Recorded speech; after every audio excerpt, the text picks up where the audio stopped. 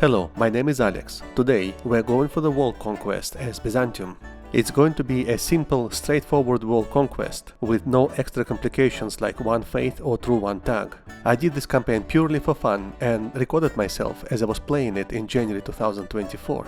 I am only just now getting to it in my editing sequence. I had a lot of fun restoring the Romans to their full glory and well beyond. I'm going to publish this campaign in a series of 3 or 4 videos. Hope you enjoy watching this series. I definitely enjoyed making it. If you enjoyed this part 1 and want to see the campaign continued, please give this video a like. If we get 500 likes or more, this will show me that you appreciate this and I will produce more of it. If you have watched any of my videos before, you would know that I love optimizing my nations for maximum admin efficiency, war score reduction, and so on. For this playing style, Byzantium presents an obvious challenge. I cannot change tags. I can only form the Roman Empire, well, in brackets also technically Holy Roman Empire if I go for the HRE route, but I'm not going to. Just out of interest, I had tried a couple of starts for Byzantium. In one, I attacked the Ottomans a couple of times, breaking my truce with them, and in another, I took a more relaxed approach. Honestly, in a long-term campaign like this one, going slow early on enables you to go much faster later. So what I'm presenting to you today is the more relaxed approach. As you've seen just now, I am really reluctant to assign rivals too soon. I was only comfortable to rival Moldavia because I know it's going to disappear soon. I will rival Epirus of course, but I will do it just before attacking them. The reason for that is super simple. I don't want my rivals to seek strong allies before I attack them. In the current patch 1.36, we have to do a few standard actions before we start the game. One of these actions is to build good relations with an ally, Serbia. Another one is to have good relations with the Papal State. And the third is smash the Ottomans as soon as you can. I've just started building my relations with the Serbs and the Pope, and I'm starting to prepare for my war with the Ottomans. All I need for that is a strong fleet of galleys to block the strait, and a few mercenary companies with good generals. If I manage to get some good alliances, that will be a bonus. In the latest patches, Paradox has added a few estate privileges for the Byzantines. These privileges have made the previously popular strategies difficult to execute. I am a very uncomplicated man, and I don't like going for strategies which require perfectly timed moves and restarts. I believe what I record and share should be easy to replicate. Apart from starting right next to the angry Ottomans and being split in two, we begin the game with several serious debuffs, a really weak army incapable of assaulting forts. Our boats take 200% longer to build. We have really poor trade, we cannot religiously convert anyone, and our population hates us for concessions to the Catholics. The two positive aspects of these estate privileges are 25% cheaper mercenaries, which is what we are going to use, and 1 extra tolerance for heretics, whom we don't have. Money will be a critical resource early game. As much as I don't like selling titles, in this game we have to do it.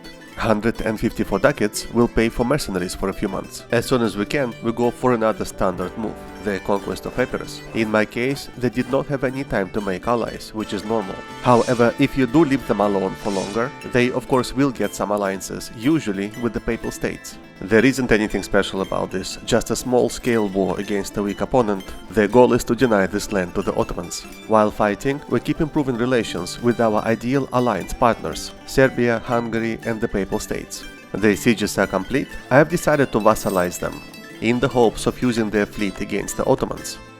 As soon as the war is done, we can ally Serbia. As you know, there is now an event which makes Serbia give us some money. If we have high relations with them and if we have an alliance, they will give us more money. Simple as that. I've now decided to set the Ottomans and Karaman as my rivals. I don't think this will influence their alliance choices. After this, I'm using my diplomat to improve relations with the Knights. An alliance with them can be very helpful because they have a nice fleet. If I ally them, they will not raid me.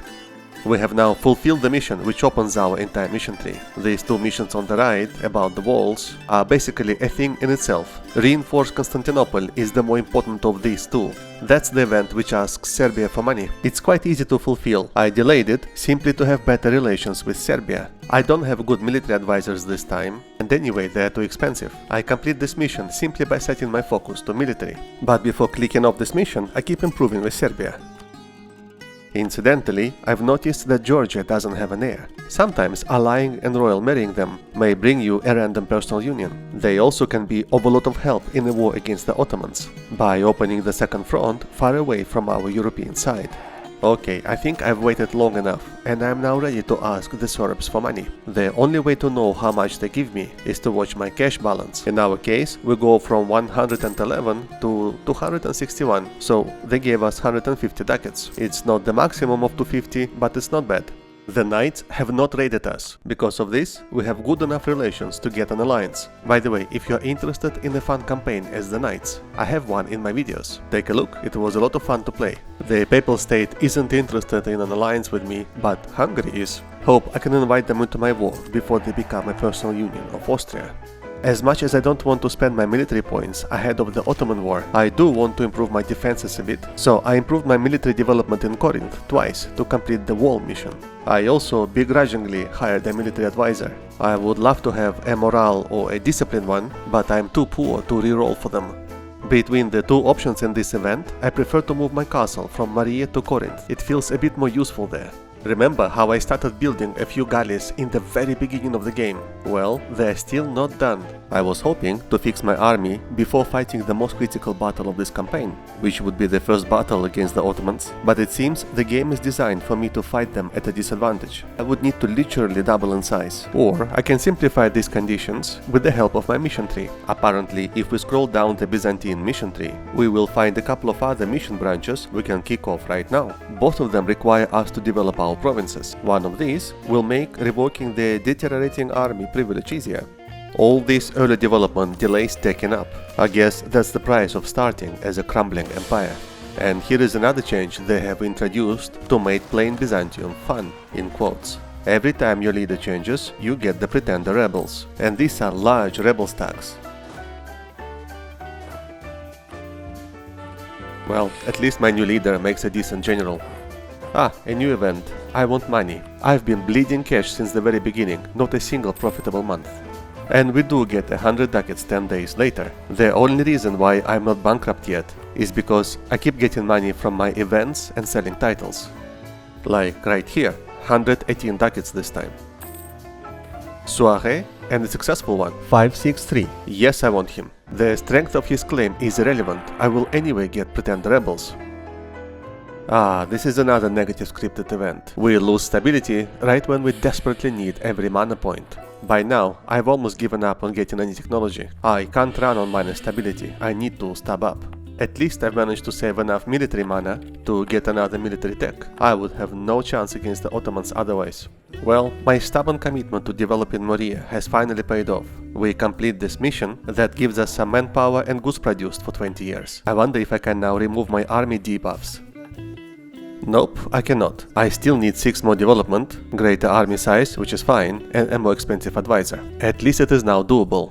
A few more development clicks give us this mission, 90% renaissance in some provinces and cheaper advisors. As you can see, if you really want to remove these early limitations, which Paradox has imposed on Byzantium, you need to slow down and play tall for a while. In terms of historical narrative, I guess it makes sense. You are reversing your decline through development, building fortification, and improving relations with your neighbors. As an Orthodox country, we keep receiving these events at regular intervals. Usually, I take the option which increases my patriarch authority. High authority will give us quite a lot of benefits. Just for the heck of it, I went ahead and developed my provinces until I got Renaissance. I embraced it and was able to sell it. Hungary offered just a bit less than half a ducat. I guess it's better than nothing. I feel we're as prepared as can be to face the Ottomans. I've delayed some missions because they're time-bound, and I wanted to take them just before the war. Both of these missions reduce the mercenary costs for a few decades, and one of them gives +5 mercenary discipline, and the other one gives our armies better morale, +15. Well, it also reduces the mercenary costs. And now we can repair the army, removing 4 massive debuffs from our military. After this, our troops are actually quite decent. And for the next couple of decades, we will have excellent mercenaries. The Knights, Hungary and Georgia will join our fight. Together, we have about 50% more troops than the enemy alliance, although the Turks do have some cannon. By the way, just for completion's sake, I did hire a lot of mercenaries. 4 companies in total to be exact. My total army size is 32,000, way over my force limit. When fighting the Ottomans, I believe it's better to over-prepare and even go into debt. This way, we should be able to deal them a decisive blow.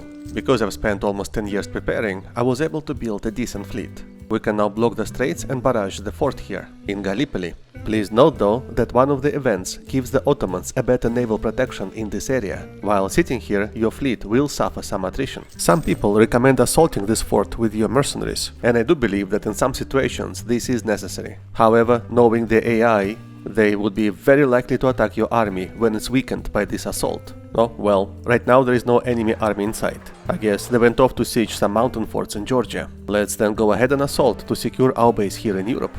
I am not a big fan of assaulting, as you have seen. I don't even remember should we shift consolidate or consolidate when we assault, whatever. I just feel I'm wasting valuable resources while doing this. Anyway, it's done, Gallipoli has fallen. We now can siege the European part undisturbed and then hopefully cross over to Asia. We have a nice fleet between us and our allies and subjects. I want to quickly hunt down the Ottoman fleet to remove the danger.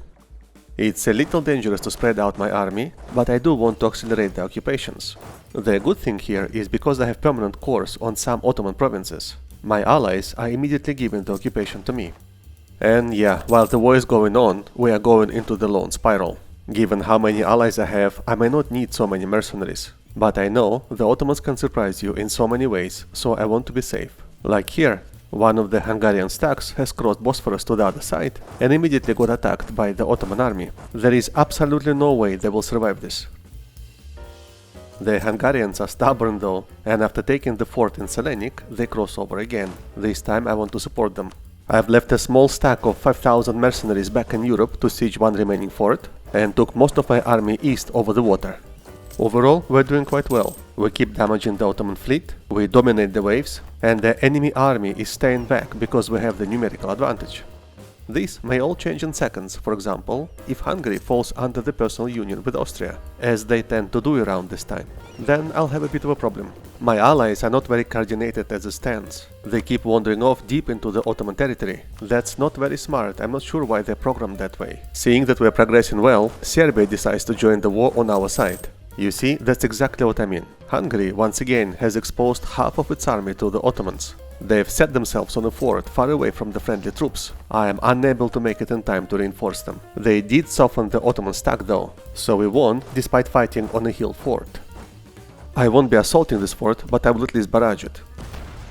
Ooh, we got the second tier government reform already. We can activate the famous pronoyer system, which is unique to Byzantium. These pronoyers will have greater liberty desire versus the normal vassals, but we will inherit them on the death of their ruler. This will help us save massive amounts of diplo points, of course. Look at our Georgian friends. They're keeping 22,000 enemy troops occupied on their forts. This turned out to be a really valuable alliance. The Ottomans have lost their will to fight, but their two allies are still full of war enthusiasm. We should be able to get Akkoyunlu out of the war by destroying their army and sitting on their capital fort, and I hope to white peace Tunisia by blockading navally their capital port. Yeah, the Georgian capital got sieged and they're now out of the war. That's a bummer. It looks like the Hungarians have learned their lesson. As the Ottoman armies advance west, they are withdrawing, or at least some of them are. They have fragmented themselves way too much. And of course, one of their stacks gets intercepted and stack wiped. The little army of the knights, only 4,000, follows them into the Great Void.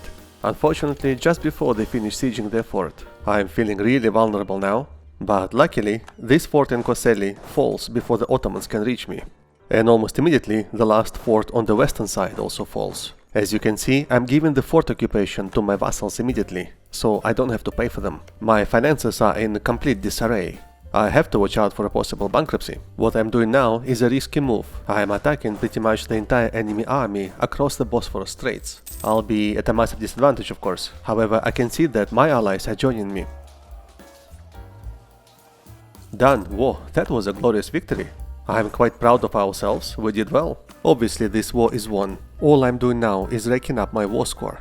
I need a lot of land and money from the Ottomans. What I need to balance though is how fast I'm spending my money right now. It could make sense to cut the war right now and come back when we are stronger. By the way, when I have enough patriarch authority, then I activate this icon, the icon of Saint Michael. In the Orthodox Christianity, he is the archistrateg, meaning the commander-in-chief of the army of angels and archangels who defeated the Satan. In our game here, he gives 5 discipline and some manpower recovery speed.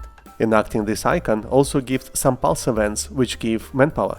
As soon as we do it, we unlock this mission, which doubles the icon modifier for 15 years. So 10 discipline and 20% manpower recovery speed.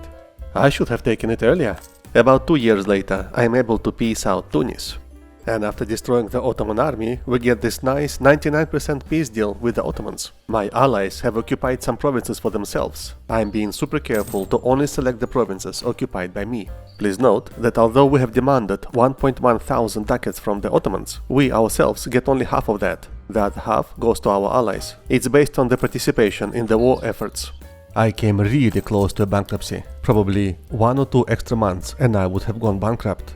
My priority now is to pay back my loans and stabilize my economy. After that we can continue the expansion. There is no rush. I am not speedrunning. I have until 1820 to complete my world conquest. There is loads of time. I don't know about you, I personally play this game recreationally. And for me, this means doing things without stressing out about them. We have completed some more missions. Please let the rewards be money. I need money right now, nothing else. But it's only 41 ducats, plus some tactical bonuses from an event. Now that we are bigger, some serious countries are ready to ally us, like Muscovy in this case. In every Byzantium world conquest which I made so far, I got Muscovy as a junior partner in my personal union. I guess if you royal marry them early enough and you stay loyal to them for long enough, you eventually get it.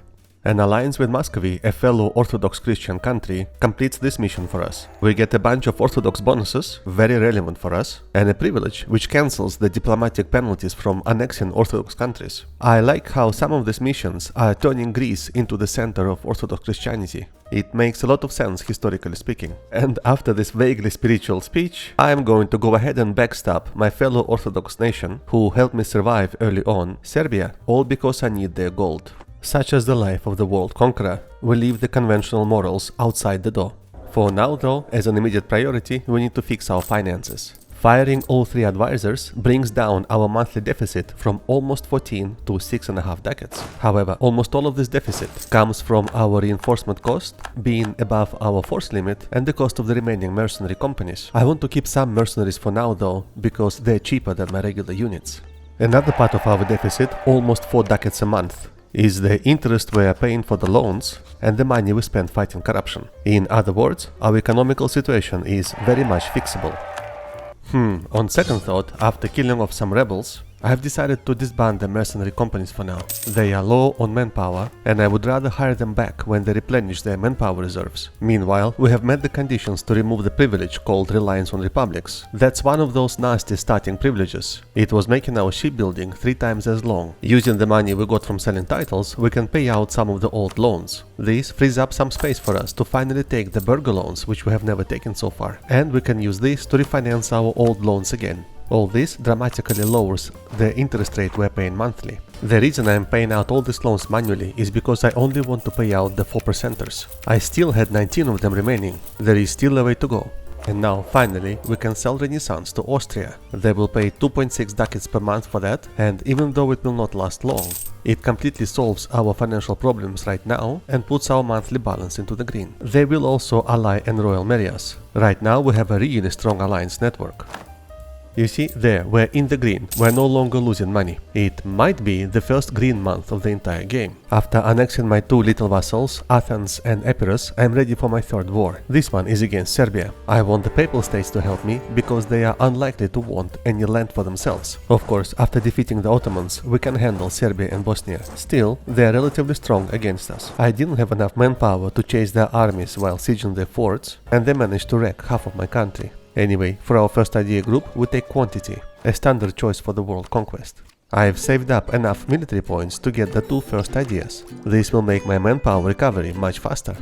Well, and this is how we peace out of this war. All of Serbia and most of Bosnia. Apparently, we have now recovered our western flank. There is a sudden bonus until the end of the game, governing capacity and cheaper stability cost, very nice. And we have some other claims and bonuses. I like it how diverse and alive the new mission tree of Byzantium feels. The previous one was a bit blunt in comparison. I can only hope that EU5 will keep things interesting in this area.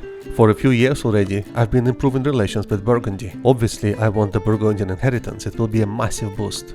I am quite overextended right now, which lowers my diplomatic reputation. Hopefully, Burgundy will be more inclined to royal marry us when we get our situation under control. And indeed, soon enough, they're willing to ally and royal marry us. I know that we're going quite a bit over our relationships limit, but these are good strategic reasons. Alright, we're ready for our next war against the Ottomans. At the start of the war, I am only inviting Austria to help me. I hope to invite Hungary in a little bit later, after I occupy the lands on their border. The Ottomans is obviously weaker right now, and my priority is to destroy their armies as soon as I see them. Please note, I didn't release Bulgaria. That's because I have enough claims of my own, and they get disloyal really fast. I also prefer to own all this valuable land directly by myself. After occupying the Ottoman province on the border with Hungary, I am happy to invite them into the war. They are no longer asking for territory from me. 5 years later, I have enough war score to get what I want. Needless to say, this second war was much easier than the first one. The Ottomans, even after this loss, can still pack a punch, but they no longer present any strategic threat. Their next strategic challenge most likely will be the Mamluks. Now, this is an important mission. We get a lot of claims, and the culture of Turkish provinces in Anatolia will slowly start becoming Greek. In the previous patches, some people will switch to the Turkish culture to benefit from a large cultural union. I have never done it myself, but right now there is less of a reason to do so in the first place. With a heavy heart, I've concentrated development simply because I don't have enough mana points. I need to raise my stability, catch up on tech, reduce inflation, so many things to do. I think this third government reform, Restore the Master of Offices, is unique to Byzantium, but to me it doesn't look very strong. Out of all these options, I prefer the decentralized bureaucracy, and I'm still paying out loans from my first war against the Ottomans. That was a lot of loans. Our income now though is healthy. We will reduce inflation and full state our lands to make it even better. Now, to get rid of one of our debuffs, we need to not be allied to any Catholics. This obviously is a bummer, because I need to have good relations with Burgundy. I'll need to find a way around it. For now, we get these tiny decisions as we free up our lands. They give us some prestige and army tradition, and sometimes mana, I think. From here, we need to get into a rhythm of steady expansion. I want to be reasonably cautious not to create too much aggressive expansion with the Catholics. But fighting Serbia and Venice is acceptable, I think, because they're remote from everyone. Yeah, you see, that's the debuff I'm trying to get rid of. These constant anti-unionist revolts. This is historically correct. The unionists were never popular in the Orthodox lands. But boy, are these revolts annoying. I'm thinking I'll break my alliances with the Catholics as soon as I get the Burgundian inheritance. I can have Catholic subjects, I cannot have Catholic allies. Oh great, it was a good heir, well above average. 3, 4, 5, yeah, it's a pity. Anyway, it's time for our second idea group. As an Orthodox nation, I usually go for religious, both for the Deus Vult, but also because I need to convert a lot of lands. Almost everything around me is the wrong religion. And boom, the Burgundian inheritance. I swear, I didn't save scum for this. It's reasonably predictable in these latest patches, and I recommend always going for it. Chances are, if you are strong enough, you will always get it. The downside, of course, we will now need to fight our ally, Austria. To prepare for that, I want to end my current war as soon as possible. Yeah, this peace deal works for me. We annex what remains of Serbia, and we take the Venetian provinces in our trade node, also getting a stronger foothold in Ragusa.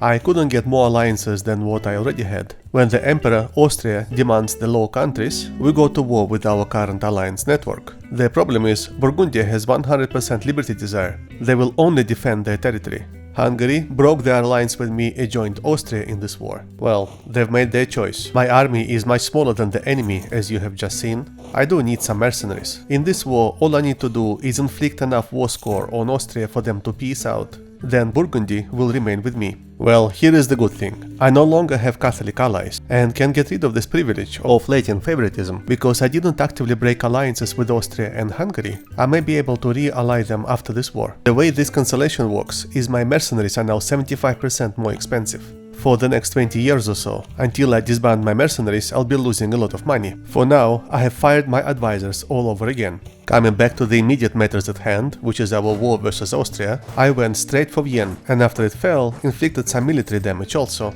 Muscovy is helping us siege Hungary, so short term we're doing quite well. I don't want to prolong this war, and while I'm still in this position of strength, a quick peace agreement is all I want.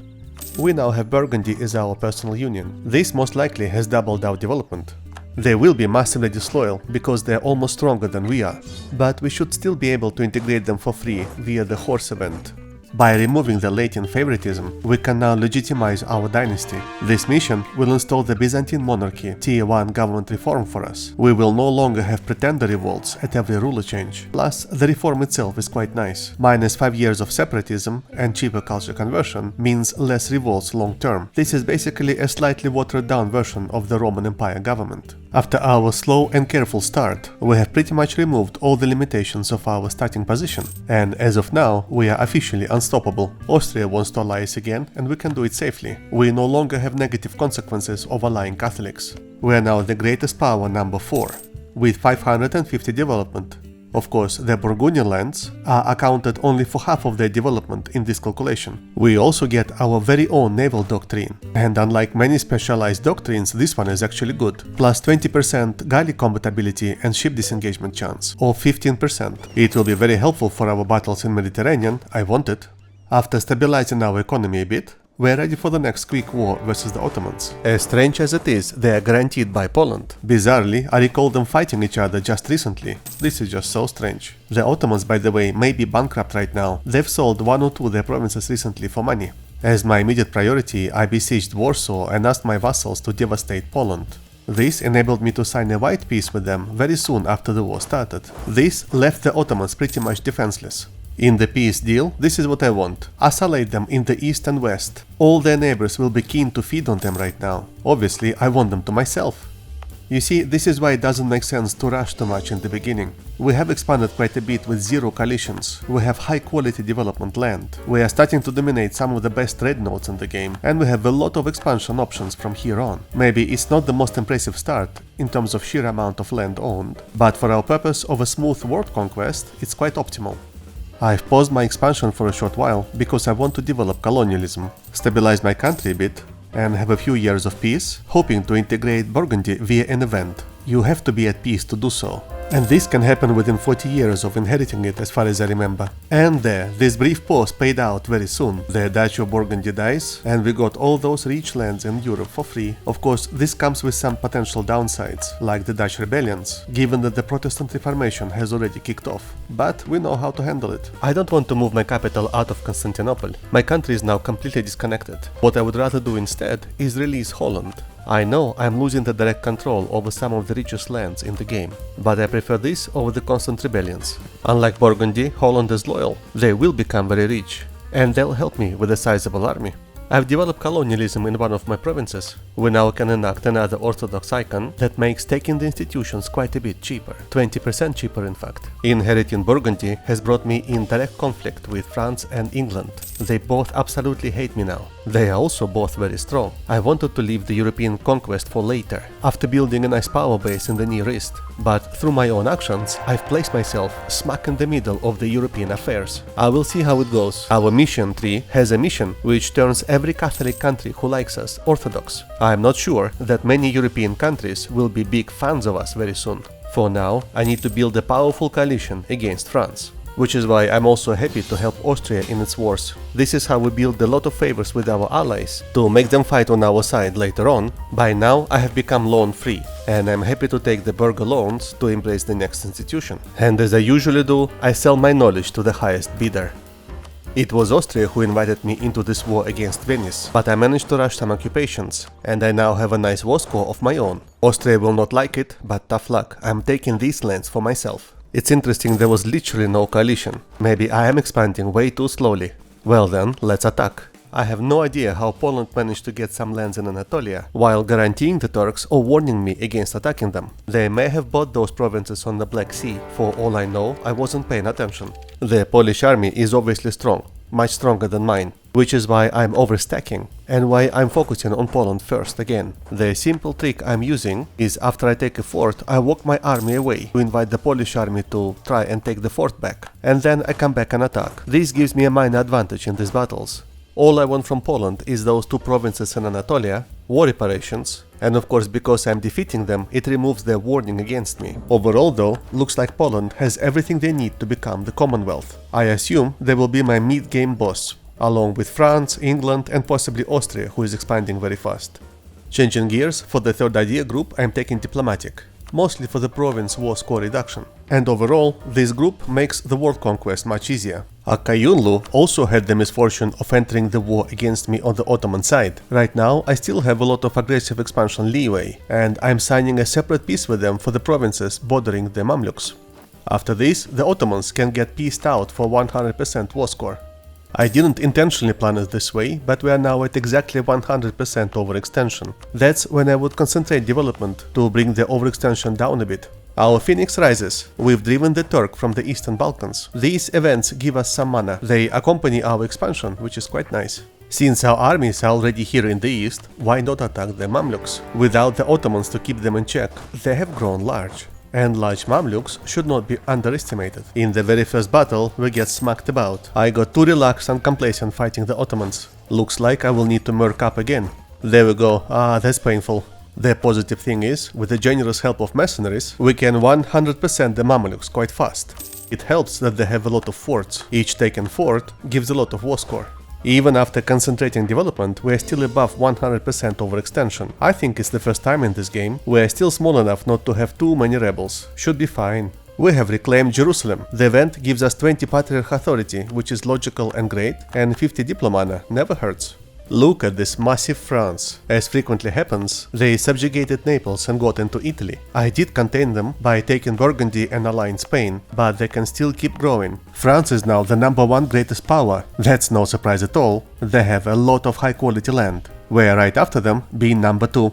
The Great Horde in Muscovy has swallowed up the remaining northern parts of the Ottoman Empire, and we have a small Ottoman patch left here in the middle of our lands. It's basically a cleanup operation now. In the middle of this, we have apparently achieved our economic independence. This gives us 10% trade efficiency for 15 years. And oh, how the mighty have fallen. The moment has arrived. We go ahead and fully annex the Ottomans. As expected, I guess, this gives us another mission. A bit of governing capacity and missionary strength until the end of the game, which is what I always like, and an event with 2 options. Or even 3 options. I want the Turkish Janissaries, why not? The other 2 options are temporary and this one is permanent. Not a bad Janissary company either, plus 10% infantry compatibility and less morale damage received. The only problem is their composition, it's only infantry. I'm not sure how this works historical narration wise. The Janissaries were basically foreign men pressed into the Turkish army. We have no Turks left, but we still have the Janissaries. Alright. Meanwhile, Poland did form the Commonwealth. Experience shows that if I leave them alone, they will expand like crazy. I cannot allow that. These wars against the Commonwealth will be difficult. I am betting on speed of occupying their forts, which is why you see me barraging every single fort I sit on. As programmed, Poland immediately got busy occupying Hungary, which is the weakest of their 2 enemies right now. I want to deal them enough damage while they're busy with Hungary and before they piece them out. This includes chasing their armies to keep them in check. Basically, they stand no chance against me. At some point, the Commonwealth tried to hide their army on the island of Venice, but even that did not help them.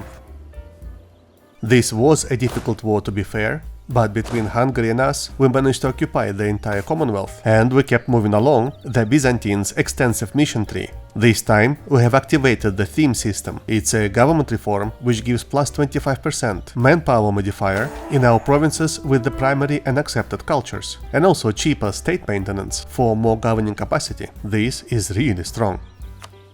Here it is, this government reform automatically enacted.